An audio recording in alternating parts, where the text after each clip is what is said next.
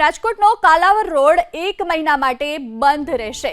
Iconic બ્રિજનું કામ 1 મહિના સુધી ચાલશે અને આ દરમિયાન બ્રિજ સંપૂર્ણ રીતે બંધ રહેશે। બ્રિજના કામ માટે ડાયવર્ઝનનું 80% કામ પૂર્ણ કરવામાં આવ્યું છે। કટારિયા ચોકડી પાસે બ્રિજનું ખાતમુહૂર્ત કરવામાં આવ્યું હતું। ડાયવર્ઝનના કારણે અડધો કિલોમીટરનો ફેરો પાડવો પડશે।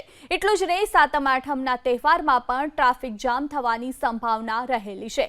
કાલાવર રોડથી મોટા મવા બ્રિજ સુધી પહેલું ડાયવર્ઝન આપવામાં આવ્યું છે। કાલાવર રોડથી અવધ તરફ બીજું ડાયવર્ઝન અને રિંગ રોડથી જામનગર રોડ તરફ ત્રીજું ડાયવર્ઝન આપવામાં આવ્યું છે। ઘંટેશ્વરથી આવતા વાહનો રત્ન વિકાસ પેલેસ તરફથી પસાર થઈ શકશે।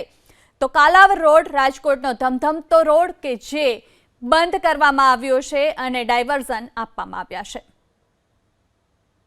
રાજકોટનો કાલાવર રોડ 1 મહિના માટે બંધ રહેશે। આઇકોનિક બ્રિજનું કામ 1 મહિના સુધી ચાલશે અને આ દરમિયાન બ્રિજ સંપૂર્ણ રીતે બંધ રહેશે।